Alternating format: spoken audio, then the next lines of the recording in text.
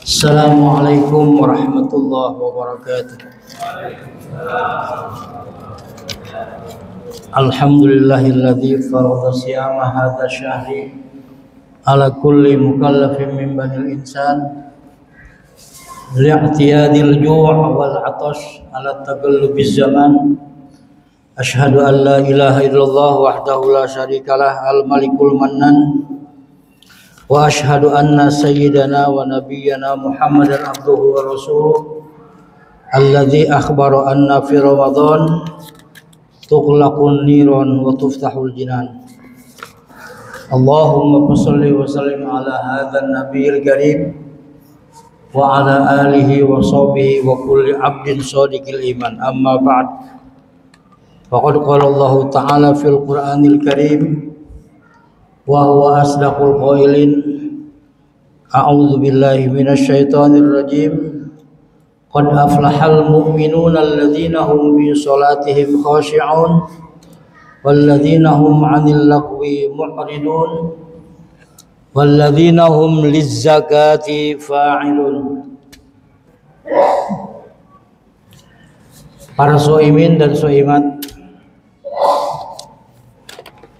bapak-bapak, para sesepuh, bini sepuh, tokoh masyarakat, mobil khusus, pengurus masjid Kuba yang saya muliakan, di kesempatan yang baik ini menjelang berakhir bulan Ramadan, ada suatu hal yang mesti menjadi pengingat kita bersama, yaitu kewajiban zakat,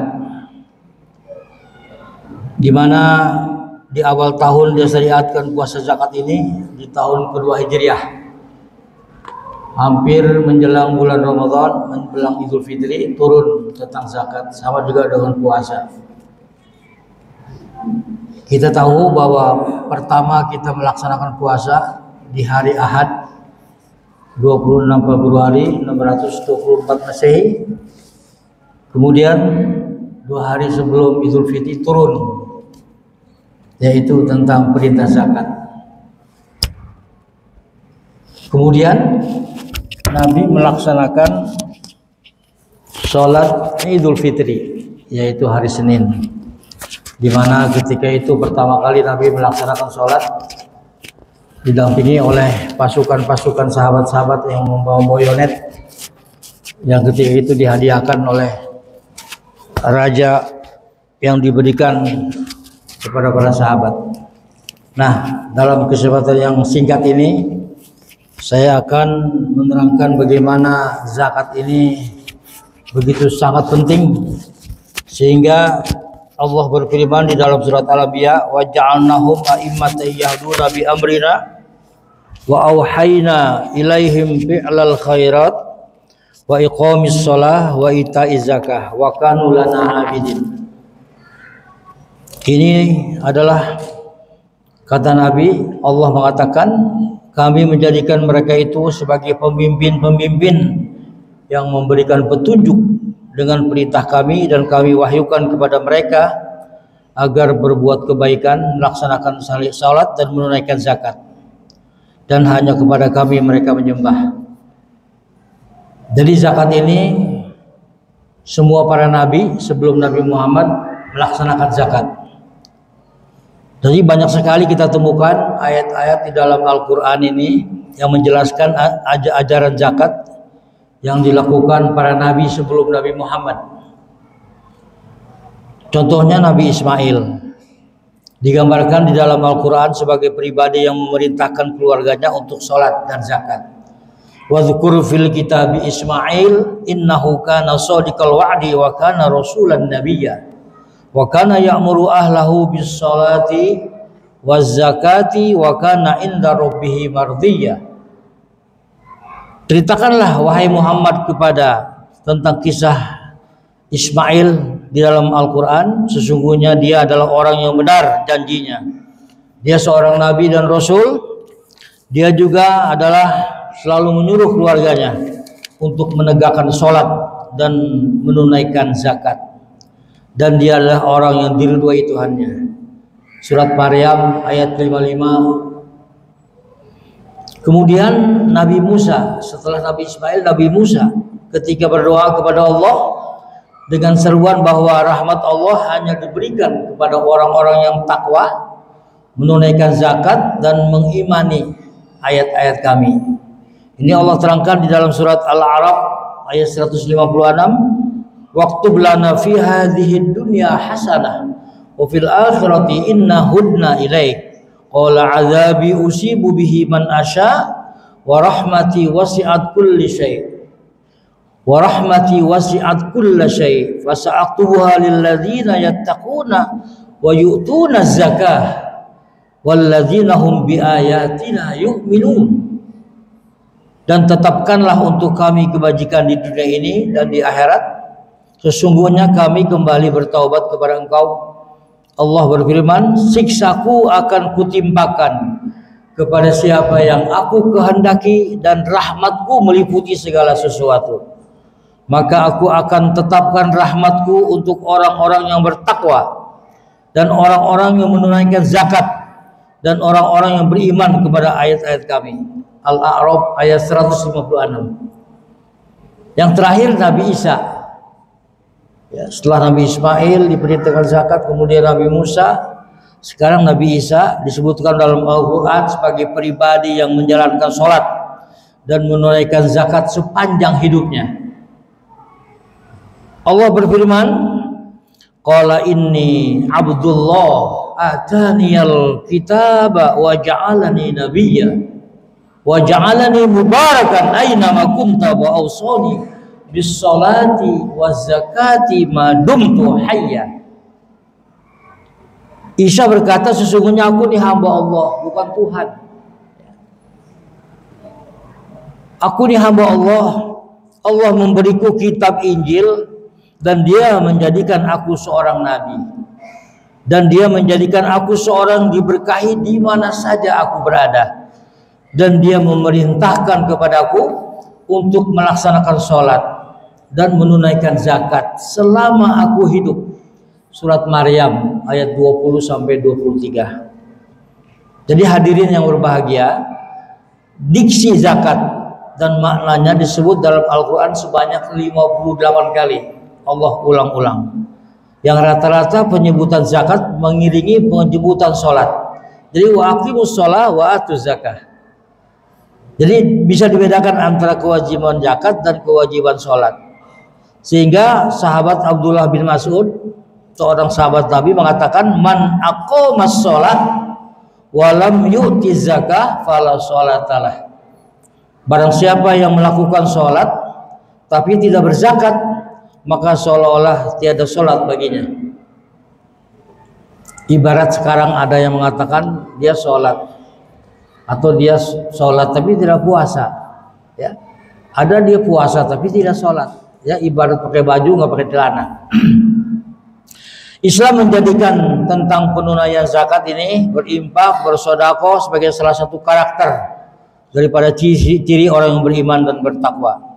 Sebaliknya, sikap enggan bersedekah dan enggan membayar zakat adalah salah satu ciri orang musyrik dan orang munafik. Membayar zakat dan bersedekah adalah bukti keimanan dan ketulusan. Sebagaimana Rasulullah Nabi kita bersabda, "As-shadaqatu burhanun."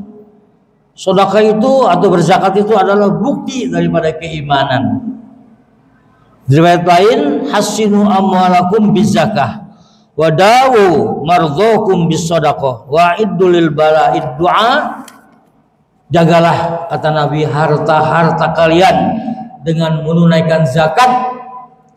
Obatilah orang-orang yang sakit di antara kalian dengan bersedekah, dan bersiap-siaplah terhadap musibah dengan bala, dengan doa. Hadis riwayat Tabrani.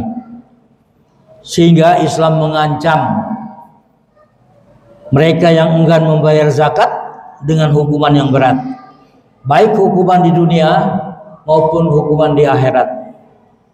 Ini Nabi bersabda, "Man atahu Allahu malan walam yuaddi zakatahu mustilalahu maluhu yaumal qiyamah suja'an aqra'alahu zabibatani yutawwaquhu yaumal qiyamah thumma yakhudhu bilihzimatihi yani bisidqihi thumma yaqul ana maluk ana kanzuk.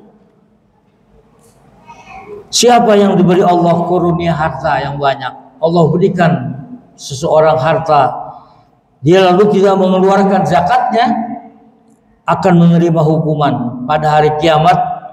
Kata Nabi, seekor ular botak dengan 2 kelenjar bisa di mulutnya akan melingkari tubuhnya, kemudian melilit lehernya dan 2 rahangnya, seraya berkata, sayalah harta simpananmu, sayalah harta simpananmu yang tidak dizakati. Hadis riwayat Bukhari. Jadi para hadirin, karena waktunya sedikit, sebagai penutup, jadi zakat memiliki banyak hikmah dan manfaat baik bagi individu maupun masyarakat. Zakat membersihkan harta dan hak orang lain yang ada di dalamnya, sekaligus membersihkan jiwa dan sifat kikir serta cinta dunia yang berlebihan. Nah, oleh sebab itu, para hadirin yang berbahagia, dengan kita mengeluarkan zakat, kita memastikan bahwa harta yang kita miliki halal dan berkah. Selain memberikan harta, juga zakat memiliki dampak positif yang besar terhadap jiwa manusia. Zakat membersihkan jiwa dari sifat-sifat negatif seperti kikir, tamak, dan cinta dunia yang berlebihan. Sifat kikir adalah salah satu penyakit hati yang dapat merusak hubungan sosial dan spiritual. Dengan mengeluarkan zakat, kita melatih diri kita untuk menjadi dermawan dan peduli terhadap sesama kita. Membersihkan harta melalui zakat tidak dipisahkan dari proses pensucian jiwa.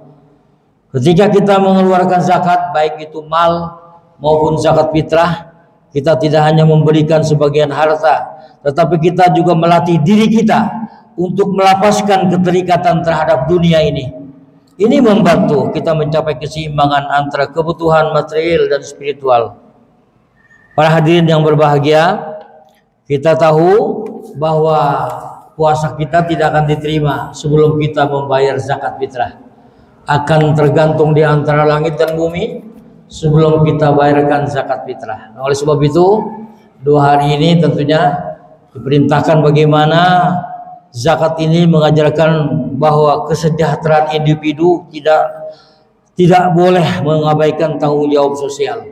Nah, oleh sebab itu, barang siapa kita memohon kepada Allah, pada akhirnya zakat adalah solusi ilahiyah untuk membangun masyarakat yang harmonis, adil, dan solidaritas. Dengan zakat, Islam mengajarkan bahwa kesejahteraan bukan hanya tentang kekayaan materi, tetapi juga tentang kepedulian dan kebersamaan.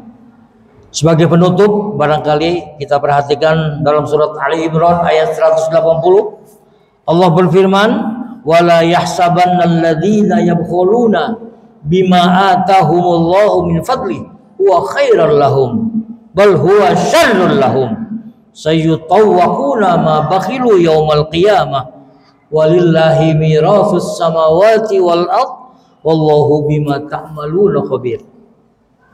Jadi jangan sekali-kali orang-orang kikir, orang-orang pelit dengan karunia yang Allah anugerahkan kepadanya mengira bahwa kekikiran itu baik bagi mereka.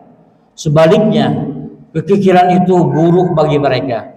Pada hari kiamat, kata Allah, mereka akan dikalungi dengan sesuatu yang dengannya mereka berbuat kikir. Milik Allah lah warisan yang ada di langit dan di bumi. Allah tentunya maha meneliti terhadap apa yang kamu kerjakan.